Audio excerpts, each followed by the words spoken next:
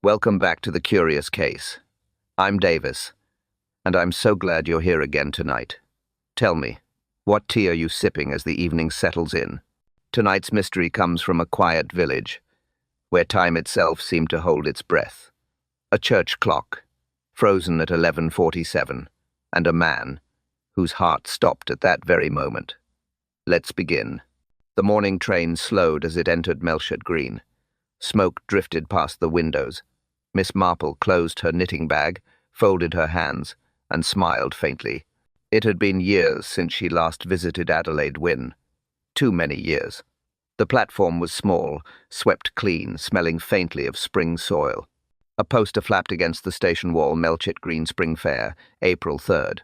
A village fair, she thought, always so proud of its raffles and ribbons. She stepped down, her sensible shoes clicking softly. Adelaide waited by the gate. Black coat, pale scarf.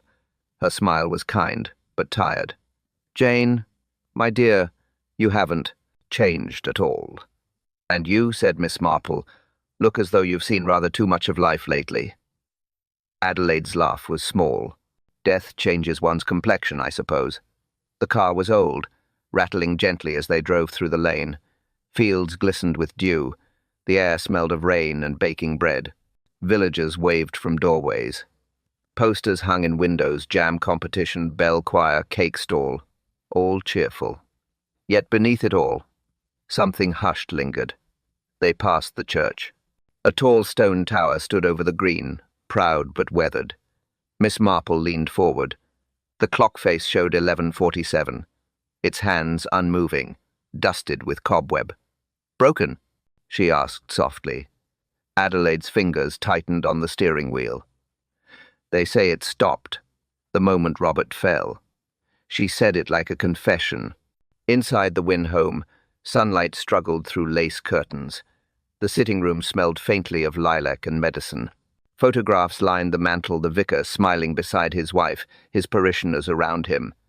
A clock ticked faintly on the shelf. Each sound seemed hesitant. Robert was giving his sermon. Adelaide began. He spoke about redemption, about time running out.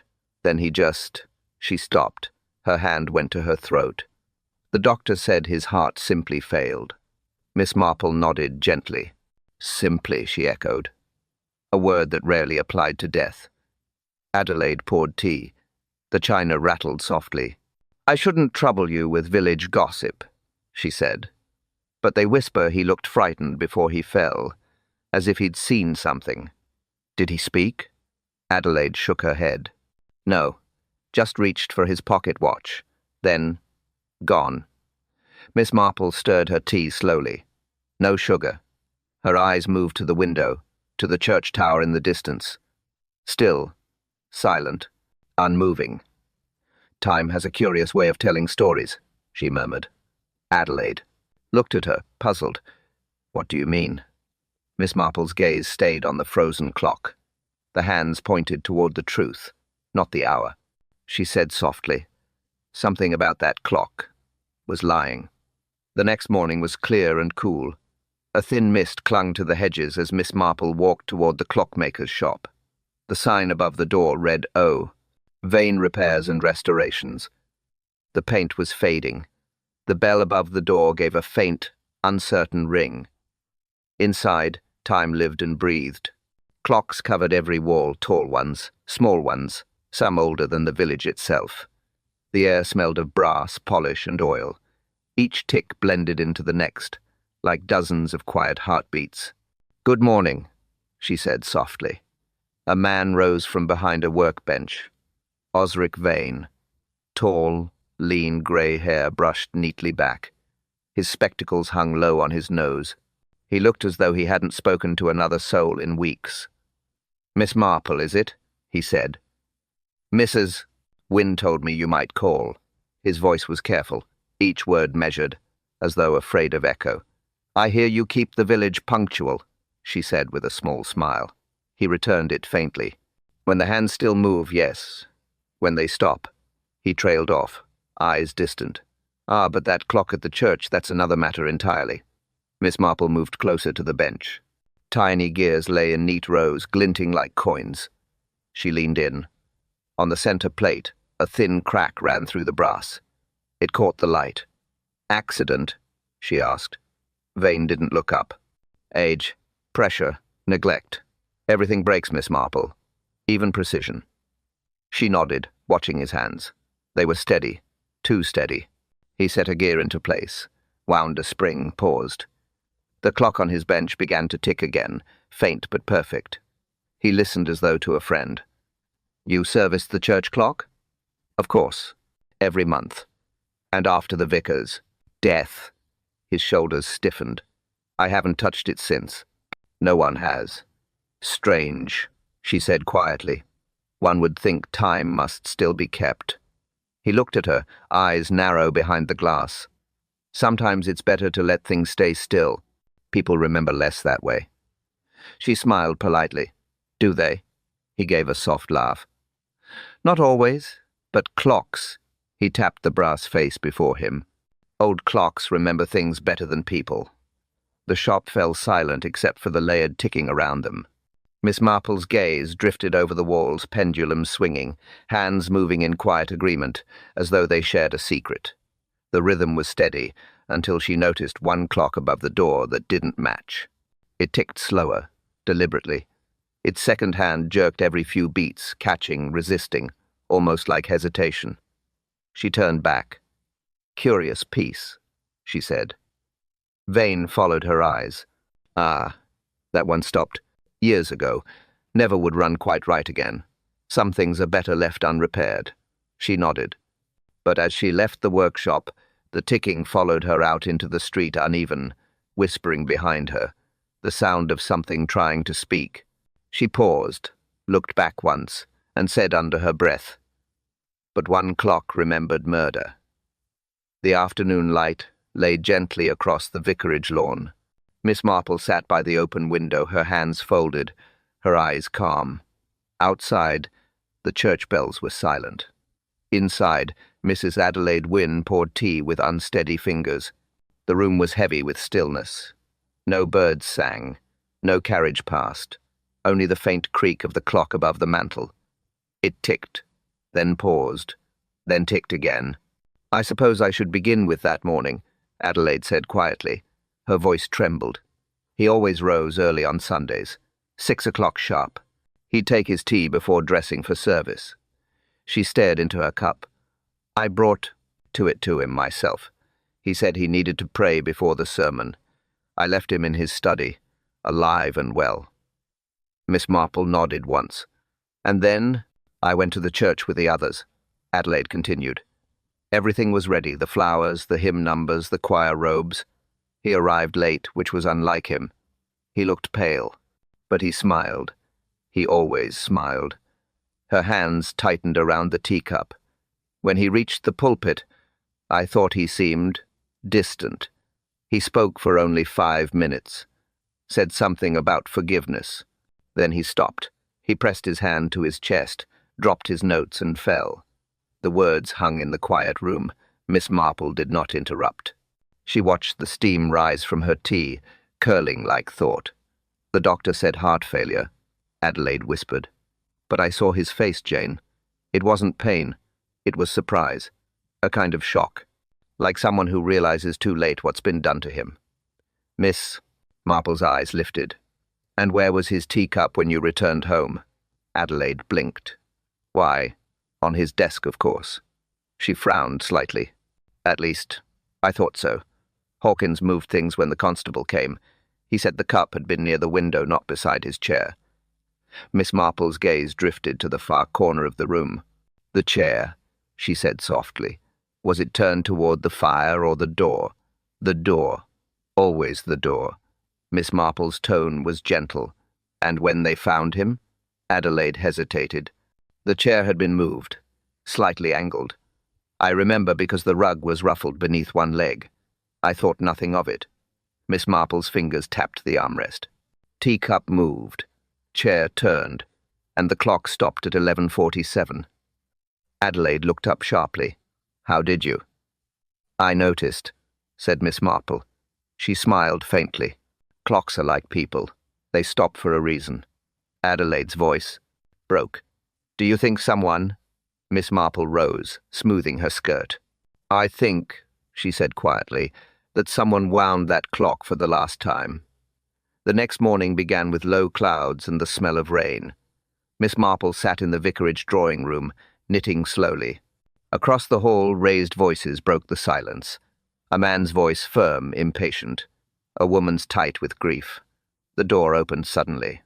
A tall man entered, his coat unbuttoned, his jaw clenched. He stopped short when he saw her. "My mother didn't tell me we had company." Miss Marple smiled gently.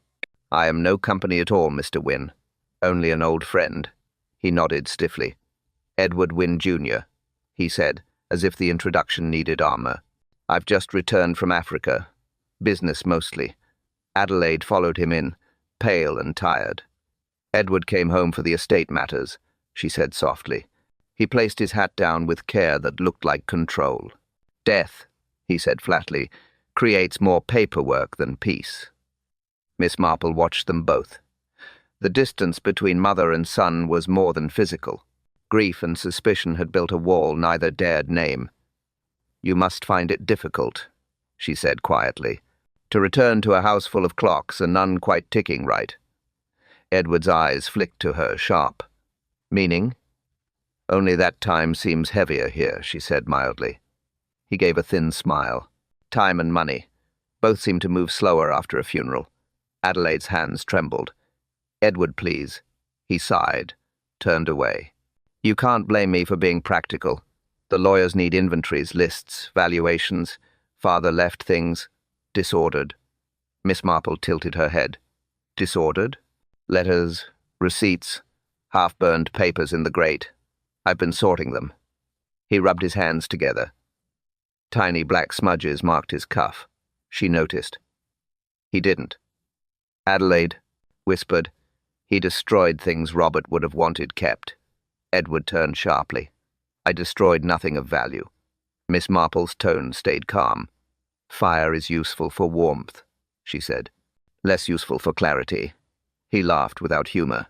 "My father was a man of the pulpit, Miss Marple, not of sense. He worried too much about appearances. I'm simply protecting what's left of the family name." "By burning it?" she asked softly. He met her gaze for the first time. There was something behind his eyes. Not guilt, not yet, but fear of something larger than truth. He looked away first. Adelaide rose suddenly, flustered. "I won't have this tone, Edward. Your father deserves peace." He picked up his hat, dusted it absently. "So does the living." Then he left, door closing hard behind him. Miss Marple sat quietly. She lifted her knitting, resumed her rhythm. The fire had gone low, leaving grey ashes. She leaned forward, studying the braise. Among the cinders lay the faint edge of charred paper, the corner of a letter, half-burned, half-preserved. She saw one word still visible. Collection. She stirred the ashes once with the poker, then looked toward the empty hallway. Her voice was barely a whisper. Those ashes once told the time. The afternoon rain had turned steady by the time Miss Marple found Mrs. Draper in the kitchen. The house smelled of polish and damp cloth. Copper pots gleamed faintly under the low light. Mrs. Draper, small and sturdy, stood at the table peeling apples. Her hands moved fast, precise, as if still keeping the household running by habit alone. "Miss Marple, ma'am," she said with a quick nod. "Didn't expect company in the servants' quarters." "I prefer plain rooms to grand ones," Miss Marple said kindly. "They tell the truth faster." Mrs. Draper smiled faintly, then went on peeling. "Truth's been slow in this house lately." Miss Marple watched her a moment. "You've been here long. 23 years come Michaelmas," Mrs. Draper said proudly. "Long enough to see every clock wound and every sermon preached." Her voice softened. "Mr. Wynne was a good man, fussy with time, but kind." Miss Marple nodded. "And since his passing?" Mrs. Draper hesitated.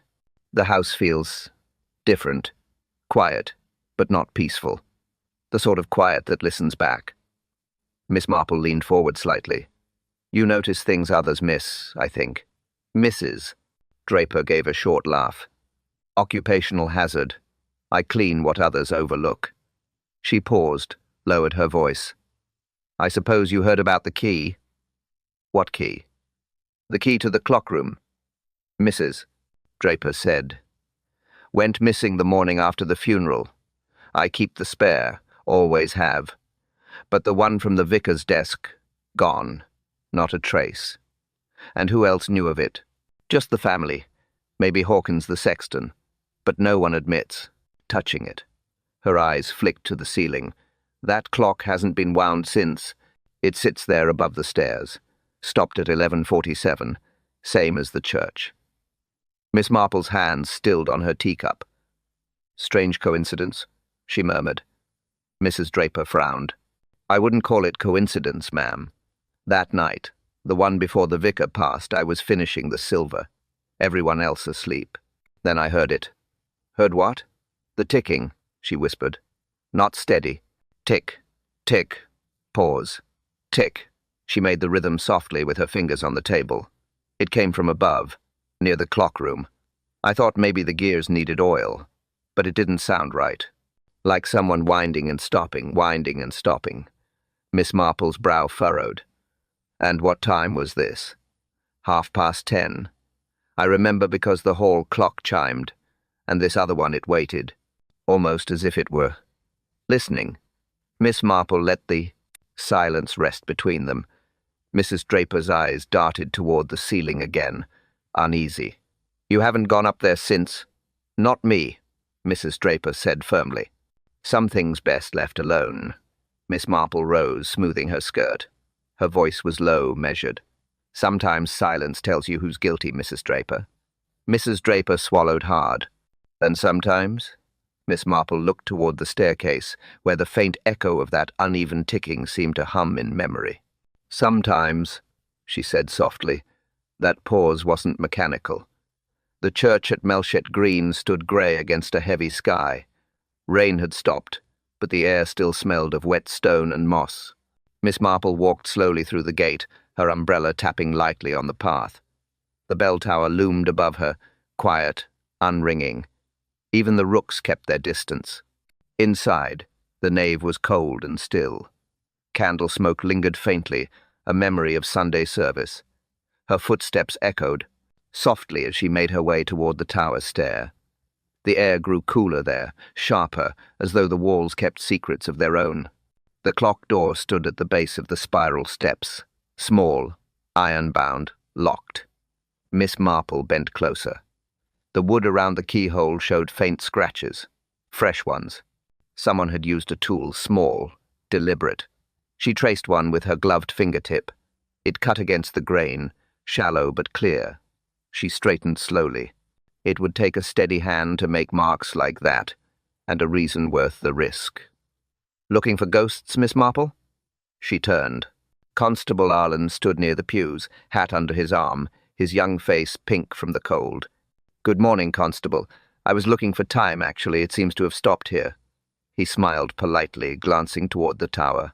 That door's been locked since the vicar passed. No one's been up there. I see, she said mildly. Then the scratches must have made themselves. He frowned. I expect the wood's just old, weathered. You'll find signs of wear on every door in this place. Indeed, she said softly. Her eyes moved past him to the stone floor near the stair. A scrap of paper lay half-hidden beside the step. She crouched slowly, picked it up, unfolded it. The ink had bled slightly from the damp, but the words were still legible. 11:47. Do not forget. Her heart gave a small, steady thud. The handwriting was firm, deliberate, unhurried. Not panic. Intention. Constable Arlen peered over her shoulder. Probably some silly superstition. The villagers love leaving notes like that. Numbers, warnings, nonsense about omens. Miss Marple folded it carefully. Perhaps, though I find superstition and guilt often share handwriting. He laughed awkwardly. With respect, miss, we've got no crime here. Doctor called it heart failure. Let the poor man rest. She smiled kindly. Of course, Constable. We must all rest. Eventually. He tipped his hat, clearly glad to leave the chill of the church behind. When the door closed behind him, Miss Marple stood very still. Only the faint hum of the tower gears above disturbed the quiet. She looked again at the note in her hand. The ink had smudged along one corner, where a fingerprint pressed faintly. She could almost see the shape narrow, neat, not a workman's hand, a careful one. She placed the note inside her pocket, then looked up toward the silent clock high above. Its hands still pointed to 11:47. They seemed to stare back. Her voice was almost a whisper. The note wasn't meant for the police. The morning sun broke through the clouds at last. It cast a pale light over the churchyard stones. Miss Marple walked up the path toward the vicar's cottage, her gloves tucked neatly in one hand. The bell rope hung still, the air too quiet for comfort. Reverend Paulson greeted her at the door. A thin man, nervous, by nature, with a voice that never quite settled. "Miss Marple, do come in. You're looking into poor Robert's death, are you not?" "Only into the way time moves around it," she said with a polite smile. The sitting room smelled faintly of old books and polish. On the table lay a small wooden box. The vicar hesitated before lifting the lid. Inside, cushioned in cloth, lay a gold pocket watch. "He carried this every day," Paulson said quietly. "Stopped the moment he fell. The doctor returned it to me after the inquest. I didn't have the heart to wind it." Miss Marple reached for it carefully. The metal was cold. She pressed the latch. It opened with a soft click. The hand sat still at 11:47, the same time as the church clock, the same time as death. "How strange," she murmured. "Both a man's heart and his watch stopping together." Paulson nodded slowly. "I told myself it was coincidence, but coincidence is such a heavy word, isn't it?" Miss Marple turned the watch over. The backplate caught the light. There, just beneath the hinge, she saw it. Small initials hand-engraved, O.V. "Osric Vane," she said softly. Paulson blinked. "The clockmaker, you know him?" "I visited him yesterday," she replied. "He mends the church clock." The vicar frowned. "Then perhaps he also mended the vicar's watch?" Miss Marple shook her head slowly. "This isn't repair work. This was made for him years ago, a craftsman's gift." The vicar leaned closer. "Do you think it means something?" "Everything means something," she said. "It is only a question of whether we're meant to see it." She closed the watch carefully, listening to the faint scrape of the hinge. Her fingers brushed the chain. Fine links, fresh polish, not long unused. "Who returned this to you?" she asked. "Constable Arlen. He said it was in the Reverend's pocket. He found it open, face down, near the pulpit." Miss Marple nodded. Face down, like a man unwilling to meet his own reflection. Paulson crossed himself. "This business chills me, Miss Marple. The whole village feels watched by that clock tower." She smiled gently. "It's not the clock that watches, Reverend. It's conscience." She slipped the watch into her handbag and rose. "I'll return this when time decides to move again." He looked puzzled, but said nothing. When she stepped outside, the church bells gave one soft groan, a sound of metal shifting under age and memory. She looked up at the tower. The hands were still fixed in place, unmoving. Her voice was quiet, almost kind. A craftsman's mark can also be a confession. The inquest was held in the parish hall, a narrow room that smelled faintly of varnish and damp coats. Chairs scraped. Umbrellas leaned in tired rows by the door. The whole village had come, drawn not by duty but by curiosity. Miss Marple sat near the back, hands folded neatly in her lap. She never hurried. She listened. At the front, the coroner cleared his throat. "The matter before us concerns the death of Reverend Robert Wynne. According to medical testimony, cause of death cardiac failure." Dr. Selby adjusted his spectacles. He spoke softly, certain. No sign of trauma, no struggle. Heart gave out plain and simple. He was an older man under stress. Murmurs swept through the crowd like wind through leaves. Old Mrs. Lytton whispered to her neighbor. Always said he worked too hard. Constable Arlen stood by the wall, stiff and satisfied. No crime meant no paperwork. No questions meant no trouble. Miss Marple's eyes, however, stayed on Adelaide Wynne. The widow sat alone, a black veil over her face, hands twisting a handkerchief that had seen too many tears. Each twist seemed timed to a memory she couldn't let go of. The coroner folded his notes. No evidence of poison, nor reason to suspect foul play. No test was ordered. Miss Marple's voice came softly, almost polite. "Forgive me, Mr. Coroner. May I ask a single question?" The room fell silent. Her voice carried just enough to reach the front. "Who wound the church clock that morning?" A pause. A small one, but enough. The doctor frowned, uncertain what she meant. Constable Arlen looked confused. "Wound the clock?" he repeated. "Yes," she said calmly. "The church clock. It stopped at 11:47 the moment Reverend Wynne fell. Surely someone winds it regularly." There was shifting in seats. A cough. No answer. Her eyes moved slowly over the faces. The sexton looked blank. Mrs. Draper's lips pressed tight. And then her gaze found the vicar, Reverend Paulson. He had gone still. Too still. His eyes fixed on the papers in front of him. Not moving. Not breathing quite right. "Reverend," Miss Marple said gently. "You keep the church?" "Records, I believe." He swallowed. "Why, yes, though I've been away from the clock room since the funeral." Her tone stayed even. "Then perhaps someone borrowed your key." He didn't answer. His fingers trembled slightly on the edge of the table. The coroner looked uncomfortable. "I don't see the relevance, Miss Marple." "No," she said softly. "Few ever do until time points it out." A faint murmur began again, nervous now. Miss Marple lowered her eyes, letting the silence stretch until it became its own kind of evidence. When the coroner finally dismissed the crowd, the chairs scraped again, louder this time. People avoided her gaze as they left. She remained seated, thoughtful, watching the vicar hurry from the room without looking back. Her eyes followed him to the door, then to the church tower visible through the rain-streaked window. The clock hands still stood frozen in place. She folded her gloves, whispered to herself. The wrong man had the right key. The Lamb and Lantern sat at the edge of Melchay Green, its windows glowing amber against the fog. Inside, the air was thick with pipe smoke and murmurs. A fire burned low in the grate, its light catching on tankards and tired faces. Miss Marple entered quietly. No one noticed her at first, just another harmless old lady seeking tea. But she had been told that a stranger had arrived the night before, asking questions about clocks. She spotted him in the corner, a man with a traveller's coat and a weary look. He nursed his drink slowly, as if time itself could be stretched by the right sip. She approached with her usual gentleness. "Mr. Lyle, isn't it? I was told you once worked for Osric Vane." He glanced up, eyes sharp beneath a worn hat brim. "Depends who's asking." "Jane Marple," she said.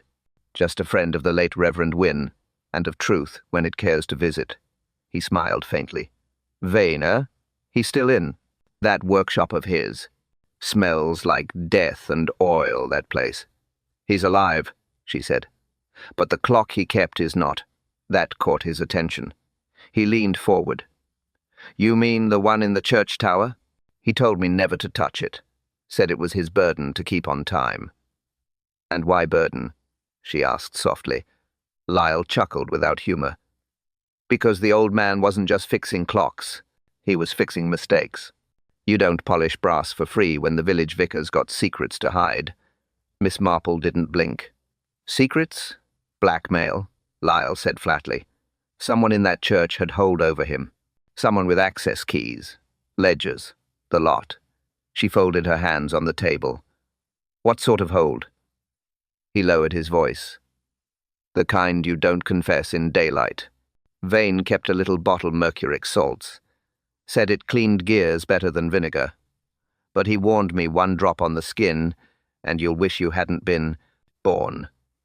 Miss Marple's knitting bag rested beside her. She reached inside, pretending to search for a handkerchief. "Mercury," she murmured. "Common among clockmakers, but dangerous when misplaced." Lyle nodded grimly.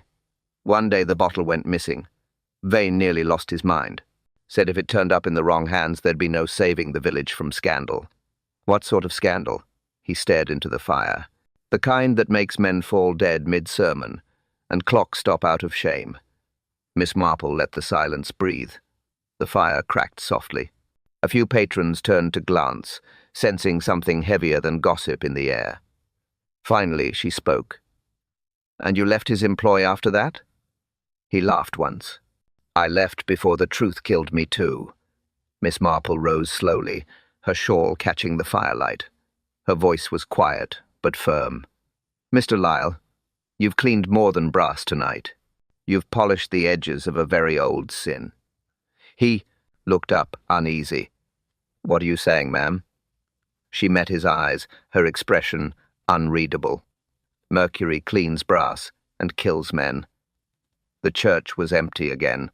Afternoon light slid through the tall windows, pale and cold. Dust hung in the air like slow snowfall. Miss Marple moved between the pews quietly, her small footsteps softened by the worn carpet. She carried no handbag today, only a notebook, a pencil, and a quiet sense that something in this place wanted to be found. The air smelled faintly of candle wax and polish. Old hymn books rested neatly along the pew rails, each one frayed at the corners by years of faithful fingers. She began to check them, one by one. Some pages were torn, others stained with the ghost of old ink. Most held nothing but songs of devotion and repetition. But near the third row left side she saw something different, a hymnal slightly out of place. Its cover pressed against the seat, as if someone had pushed it down in haste. She opened it carefully. Between the pages of Abide With Me lay a yellowed envelope. Her gloved fingers brushed the dust away. On the front, in firm handwriting, were 5 words, "To be opened if I die." Her pulse quickened, not with fear, but with recognition. The signature below it read, Osric Vane. She glanced toward the doors, empty, no sound but the faint creak of the rafters. She broke the seal gently and unfolded the single page within. "If I die before my debt to the church is cleared, let it be known that the Reverend Robert Wynne discovered my alteration of the charity accounts. He threatened exposure. I feared prison, ruin, and disgrace. I begged him for time, but he refused. If harm comes to him, it is not my hand, but I fear another's may act for my silence." She read it twice, then again, slower. The handwriting was the same as the note from the tower door, deliberate, exact. So Vane had been desperate. Cornered, but not violent. He had written this as a confession of fear, not guilt. Miss Marple folded the letter back into its envelope and looked toward the altar. The candles there were still unlit, their wicks blackened from the last service. Beside them stood the brass collection box, dull, untouched. Its lock was open, empty inside. So the accounts had been altered. The vicar had discovered it, and he had threatened to expose the old clockmaker. But Vane was still alive. The vicar was not. She walked slowly toward the pulpit, her shoes echoing softly on the stone floor. The same place where the Reverend had fallen, the same hour when the church clock had stopped. A confession of fear, a missing key, a clock that wouldn't move. Each detail now began to tick together, quietly, ominously. She looked up at the clock face high above, the hands frozen as always at 11:47. Her whisper was steady, almost sorrowful. So the Reverend knew, and someone silenced him first. The workshop smelled of metal and dust. Late afternoon light slipped through the window, falling in thin stripes across the cluttered benches. Miss Marple stood in the doorway, her hands folded neatly before her. Marjorie Vane sat beside the cold stove, a blanket over her shoulders, her eyes red from crying. The young woman looked fragile, pale as wax. On the table before her sat a half-finished clock, silent, its face turned away. She didn't look up when Miss Marple entered. "I'm sorry to intrude, my dear," Miss Marple said softly. "But your father isn't well enough to speak today, and there are questions that won't wait for time." Marjorie nodded faintly. "I know what you want to ask. Everyone does." Her voice was thin, like a thread about to snap. Miss Marple moved closer. "I'd rather you tell me freely. No policeman could ask so kindly as truth itself." Marjorie's hands twisted the edge of her shawl. "He was frightened, Miss Marple. Terribly frightened. Father always said numbers. Could be tamed like gears if you kept them in order. But when I fell ill, he couldn't. He forged the parish receipts, just small amounts, enough for my doctor, the medicine. Her eyes filled, though her tone stayed quiet. He thought he'd repay it after the spring fair. He even told Reverend Wynne everything last month. Begged him for time. The Reverend said no. Miss Marple listened, her gaze gentle but sharp. So your father feared exposure. Marjorie nodded. He told me prison would kill him faster than shame. Then the Reverend died. Her fingers trembled harder. They think father poisoned him, but he couldn't have. He was home that morning, he swore it. Did anyone else go to the church that day? Marjorie hesitated. The vicar came early to speak with father, but they argued. After he left, father sat at his bench, staring at the clock gears. He said time had turned against him. Miss Marple glanced around the workshop. Every surface was lined with ticking, half-assembled timepieces, some alive, some dead. A single clock above the door had stopped, hands locked at the same cursed hour. 11:47. She turned back.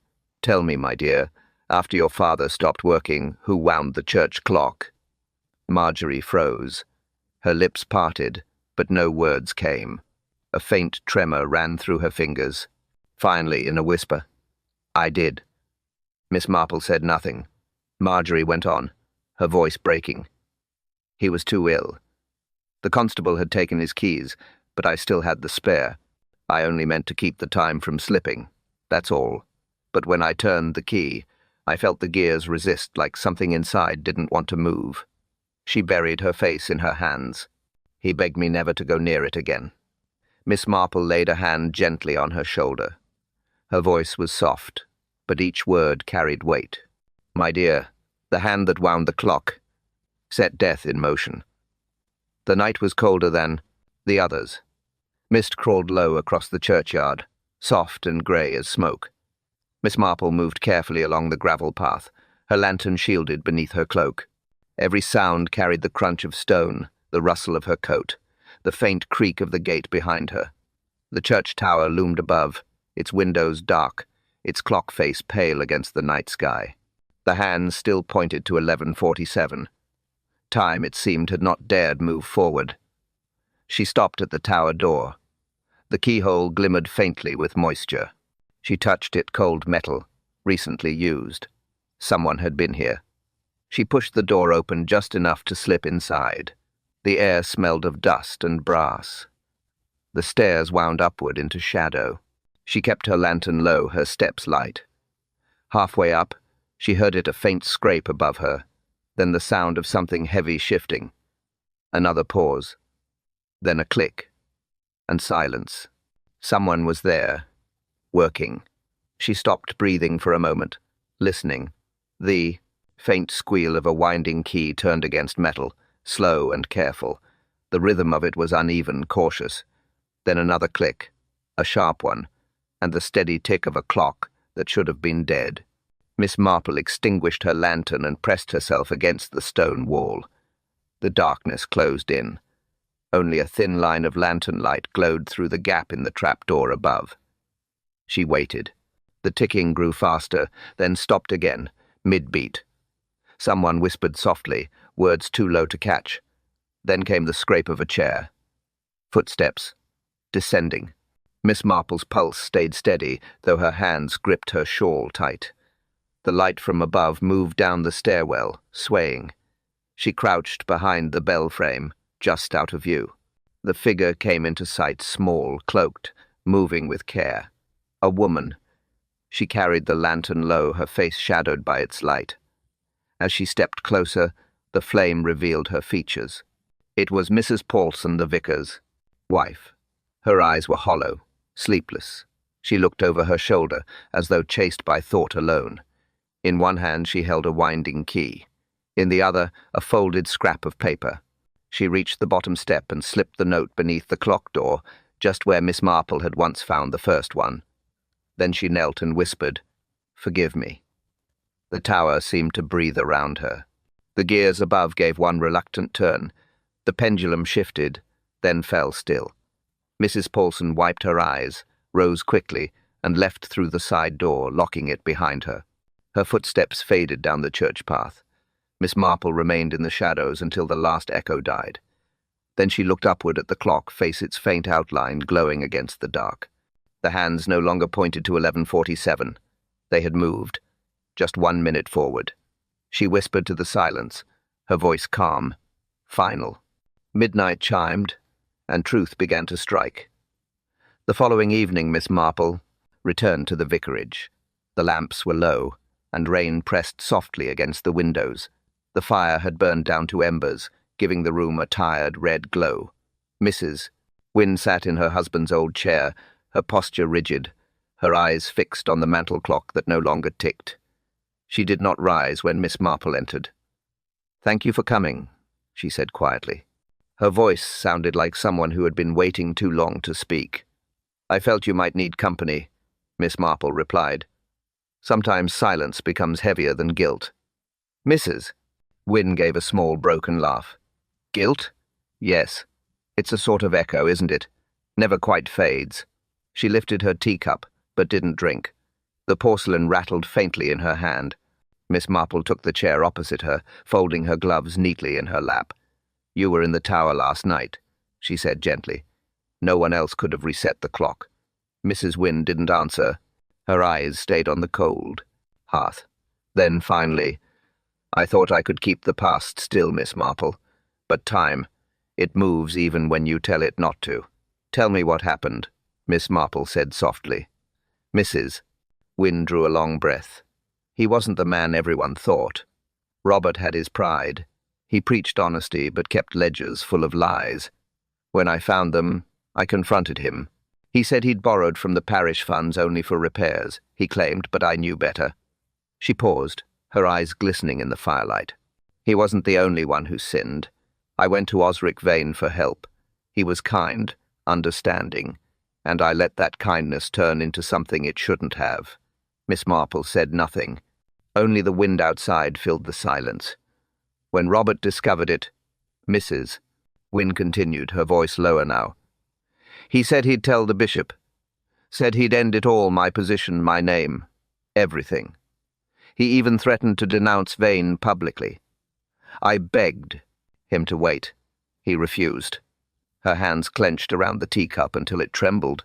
"So, I did the only thing I could think of. I went to the clock room. Osric had once given me a vial mercuric salts for cleaning the silver. He said to keep it locked away. I didn't." Miss Marple's eyes stayed kind, but her tone was firm. "You put it in his tea?" Mrs. Wynne nodded slowly. "1 drop. That's all it took. He drank it before the service. I watched from the pews as he began to falter, and when he fell, I knew I'd ended more than a life. I'd ended time itself." She leaned back, her expression distant. "I stopped the church clock after. I wanted it to match the moment, so no one would forget." The rain grew harder against the glass. The mantel clock gave one soft creak, as though remembering. Mrs. Wynne's voice was faint now. "I never meant for it to become a legend. I only wanted—" Her words trailed off, a whisper wrapped in tears. "Miss..." Marple leaned closer, waiting. Mrs. Wynne looked up at her, eyes hollow and still. She said, "I only wanted time to stop judging me." Morning light crept through the vicarage curtains. The storm had passed. Rain left the air clean, smelling faintly of earth and ash. In the kitchen, the kettle began to hum, soft and low. Miss Marple sat by the table, her hands wrapped around a cup. Across from her, Reverend Paulson sat quietly, eyes red from sleeplessness. Neither spoke for a long time. The clock on the wall had begun to tick again, slow, steady, honest. "She's gone to the magistrate," he said finally. She didn't resist, just asked if they'd keep her near her husband's grave. Miss Marple nodded. "Guilt doesn't hide well in silence," she said. "Sooner or later, it asks to be heard." The vicar looked down at his hands. "So much sin, Miss Marple, all dressed in good intentions." She poured more tea, watched the steam twist upward. "Time heals, yes," she said softly, "but it also records." Outside, the bells tolled once clear, slow, certain. She lifted her cup, her reflection rippling faintly on the surface. "Evil may hide in clever hands," she whispered, "but truth has patience." Then she set the cup down, the sound gentle but final. Truth cools slower than tea. Welcome back, my friends. I'm Davis, and I hope your tea hasn't gone cold. Tonight, we watched a clock stop, a key vanish, and a single cup of tea change everything. Miss Marple reminded us that even silence can tell the truth if we dare to listen. So tell me, would you have noticed the time or the truth? Share your thoughts in the comments below. And as always, thank you for spending your evening here at The Curious Case. Tomorrow, another story will whisper, another mystery will steep. Tomorrow, another kettle will boil. One quiet village, wrapped in morning fog, a single wedding ring, vanished before the vows were spoken. And a truth, that waited patiently by the riverbank, hidden beneath the reeds. Was it lost by love or stolen by guilt? Next time, Miss Marple returns, to follow the ripple that never stopped moving. Listen closely. The clock will tick again, then silence, and in that silence, the next mystery will begin. If you felt the chill of Melchett Green tonight, leave a teacup emoji in the comments below. Let's see how many of us noticed when the clock stopped ticking. The algorithm loves mystery, and so do we. Your comments keep the stories alive. Your tea keeps them warm. Until tomorrow, keep listening between the ticks.